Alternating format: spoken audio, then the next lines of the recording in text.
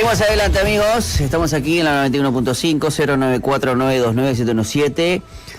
¿Cómo deberían evaluar los cristianos la magia ficticia? Es lo que vamos a estar compartiendo con ustedes y me encantaría saber sus opiniones. Este comentario lo tenemos aquí en coaliciónporelevangelio.org y me gustó mucho. Hay otros, pero me gusta compartirlo porque, bueno, el género fantástico ha experimentado un importante resurgimiento debido en gran parte al éxito de algunas películas tales como El Señor de los Anillos de Peter Jackson a principios de la década del 2000. Aunque diversas formas de magia y brujería han tenido una larga presencia en Hollywood, en los últimos años han cobrado especial protagonismo. Y cuando hablaba del Señor de los Anillos, de la película, ¿no? Porque obviamente después tenés el grupo, lo que vendría a ser los libros de J.J. Tolkien. JR, bueno, sí, creo que es JJ. Y en los últimos años hay una publicación incluso que se refirió a que el 2024 como el año de las brujas. Al mismo tiempo, también estamos presenciando en este tiempo un aumento astronómico de la presencia y la práctica de la brujería en la vida real. Y porque hay muchos miembros de la generación Z que se están volviendo al ocultismo y al paganismo contemporáneo y, por ejemplo, la Wicca están volviendo a cobrar importancia, o la Ouija, incluso hay una película acerca de eso, una película de terror obviamente, ¿no? Y abundan los debates acerca de estas dos tendencias que representan una correlación o una casualidad. En cualquiera de los casos, nosotros como cristianos sabemos que el discernimiento es esencial en una cultura donde la magia ficticia y real son cada vez más prominentes. Y la pregunta es la siguiente: ¿cómo discernimos cuál es la magia ficticia o qué magia ficticia es edificante y qué no? ¿Sí? Porque, por ejemplo, los mundos de fantasías, también está las crónicas de Narnia, pero sin embargo eso no se puede catalogar como brujería. A ver, déjame ver. Muchos cristianos consideran sospechosa la magia fantasiosa, ya que la palabra magia y sus variaciones aparecen en la escritura con un sentido, con una connotación negativa. Pero el uso que hace la Biblia de este término no es tan claro como algunos podríamos pensar. Por ejemplo, Daniel es llamado el jefe de los magos. ¿Sabías eso, Andresito? Ojalá. Daniel 5:11. Aunque sus habilidades provienen de Dios y no de Satanás, en el Nuevo Testamento la palabra griega magos se traduce muchas veces como sabios. Por ejemplo, en Mateo 2:1. Y otras veces como magos, por ejemplo, en Hechos 13:6 y 8. Además, Marianne A. Jacobs, autora de Sobre la magia y los milagros, señala que la frase más utilizada en las Escrituras para describir los acontecimientos sobrenaturales, especialmente en el Nuevo Testamento, es señales y prodigios. Se utiliza para referirse a las cosas que hacía Jesús y sus discípulos, y las cosas que hacían los falsos profetas o los falsos mesías. Jacob continúa diciendo que esta realidad es probablemente la clave más importante para comprender cómo discernir lo milagroso, no solo en las escrituras, sino también en la ficción. Por lo tanto, evaluar una obra de fantasía, lo que más importa no es tanto si se utiliza la palabra magia, sino la forma en que se utiliza la magia en la narración. Esto requiere, por un lado, que evitemos etiquetar todo sobrenaturalismo de la fantasía como intrínsecamente inofensivo, porque todo es fingido o solo es una película. Por otro lado, es necesario que evitemos etiquetar ese sobrenaturalismo en la fantasía como intrínsecamente nocivo, porque todo es obra de el diablo, ¿no? Ni una cosa ni la otra, ¿no? Un tema común en las prácticas ocultistas prohibidas en Deuteronomio 18 es la búsqueda de conocimientos desconocidos, especialmente a los acontecimientos futuros, a través de algún tipo de dependencia de los espíritus malignos. A partir de este pasaje podríamos explicar la esencia de la brujería, como eludir a Dios para conseguir lo que uno quiere, sin la ayuda y sin su permiso. Un pastor que ya falleció hace tiempo nos decía que al mundo espiritual se entra de dos maneras: a través de Dios o a través del enemigo, a través del diablo. Y obviamente cuando Dios se manifiesta en el mundo espiritual, en nuestras vidas, siempre lo hace cuidándonos, mientras que el diablo nos expone a cualquier cosa y después pasa factura, ¿no? Pero bueno, no toda actividad sobrenatural es demoníaca. Hay muchos ejemplos en la Biblia en que la actividad sobrenatural, o sea, este tipo de cosas que podríamos ver en una película de ciencia ficción o fantasía, es obra del poder de Dios y se realiza con su propósito. Por ejemplo, la fuerza sobrehumana, y eso tenemos ejemplo en Samson.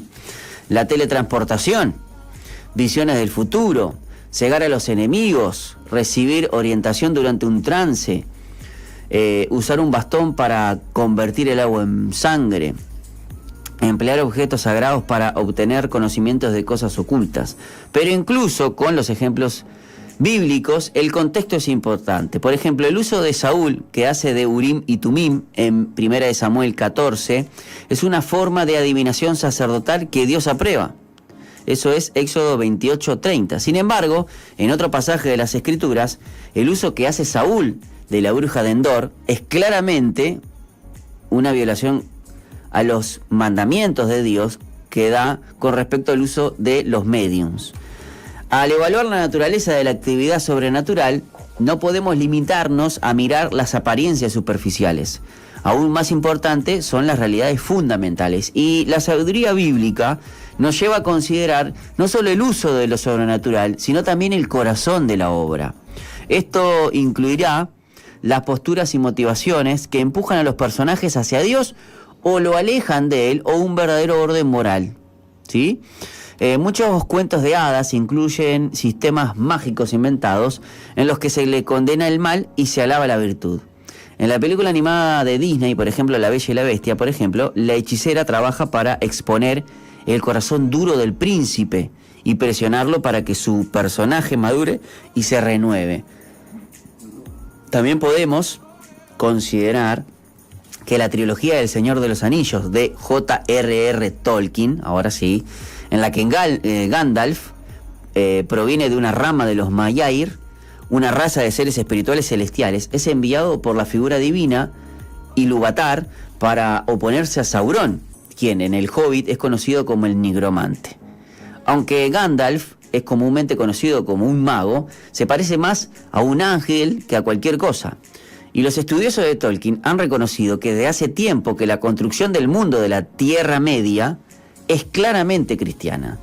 Incluso él tiene formación católica y era un gran apologeta también de católico. Algunas historias hacen algo más simple que simplemente representar el mal sobrenatural, sino que lo excusan o incluso lo glorifican. Un ejemplo en la película de 1996, Jóvenes Brujas, para los que se les contrató como consultora a una wicana real, con el fin de garantizar que las prácticas ocultistas representadas en la película tuvieran un grado mayor de autenticidad. Otro uso problemático de la magia en algunas historias modernas, como la hora de la desaparición de 2025 y Doctor Strange en el multiverso de la locura de 2022, los protagonistas terminan utilizando ellos mismos las artes oscuras para derrotar a sus enemigos. Curiosamente, un tema clave en El Señor de los Anillos es el peligro inherente de ejercer los poderes malignos para derrotar al mal. Como demuestran estos ejemplos, la forma en cómo se emplea o se representa la magia ficticia es importante. Cuando vemos estas narrativas, los cristianos debemos estar más allá de una aceptación simple o una condena absoluta, y es optar por evaluar sabiamente los aspectos útiles e inútiles de las representaciones de la magia en una película o en una serie. Y acá es donde necesitamos saber que tenemos, que necesitamos discernimiento y cómo lo utilizamos, ¿no? No siempre es fácil distinguir la verdadera naturaleza de un acto milagroso. A veces los actos de Dios y los actos de Satanás parecen similares, y hay ejemplos, yo lo cito acá, Éxodo 7:10, después no me crean a mí, vayan a la Biblia, o Éxodo 8:6-7. Incluso aquellos que estudian y enseñan rigurosamente las escrituras pueden malinterpretar la obra divina como obra demoníaca. Mateo 12:22. Por eso es importante evaluar todo el contexto de la acción. Las escrituras nos llaman a tener los sentidos ejercitados para discernir entre el bien y el mal. Hebreos 5:14. Para distinguir la luz verdadera. Efesios 5:9. Y también la luz falsa. 2 Corintios 11:14. Este discernimiento siempre ha sido importante para los creyentes, pero la popularización actual de la magia y del ocultismo, en parte a través de las narrativas de la cultura popular, los hace más urgentes. Que podamos depender de la gracia de Dios y de la sabiduría del Espíritu Santo mientras buscamos evaluar lo milagroso en las historias que leemos, vemos e incluso jugamos. Porque hay muchos juegos, videojuegos, que también a través de los juegos, como quieren naturalizar o quieren ver. Al mal se le gana con bien. Nunca vas a poder ganar el mal con el mal. Como decía Jesús, ¿cómo puedo yo sacar a Satanás de Satanás? O sea, era una locura. O sea, le decía a los fariseos justamente que lo acusaban que con el dedo de Satanás sacaba demonios. ¿Cómo lo puedo hacer? Es imposible. Lo que tenemos que aprender justamente es ver. Y hay un libro que yo siempre recomiendo, o bueno, fue una de las cosas que me ayudó y me gustó, es el hecho de... hay un libro, creo que era La Reina de las Brujas Negras de Inglaterra. Creo que se llama Norma McCorvey, se llama no me acuerdo si esa era otra cosa. El tema que se llama De la brujería a Cristo. Voy a ver si lo busco acá y se los comento, porque es tremendo. Acá. Norma McCorvey es otra cosa, ¿saben? Es Doreen Irvine, se llama, perdón.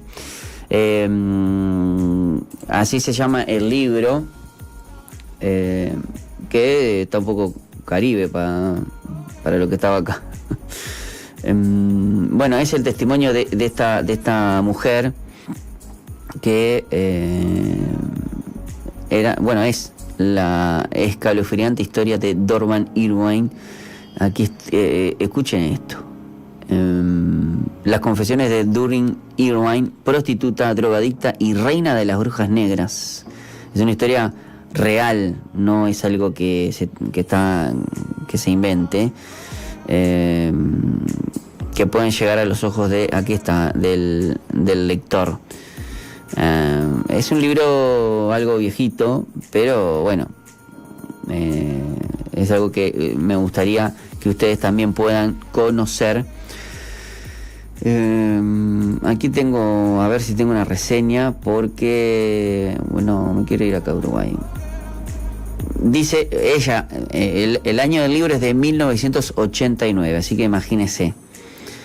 Es obviamente una autobiografía. Cuenta episodios de perversión, magia negra, satanismo vividos por ella misma. El nombre es De la brujería a Cristo, 1989. Esta mujer pasaba por una iglesia y entraba justamente en trance. La iglesia estaba en una santa cena. Ella entraba a la iglesia totalmente endemoniada, entraba a la iglesia a destruir todo lo que había ahí en esa iglesia, y de repente se desmayaba y caía en la vereda, y ella no recordaba absolutamente nada. Literalmente era poseída, cerraba los ojos y le preguntaban qué había pasado y le contaban. La verdad que era tremenda. Bueno, nos vamos a ir a la pausa, Andresito, escuchando buena música, con más recomendaciones. Se vienen muchas cosas para compartir con ustedes, así que quédense en la sintonía de la 91.5.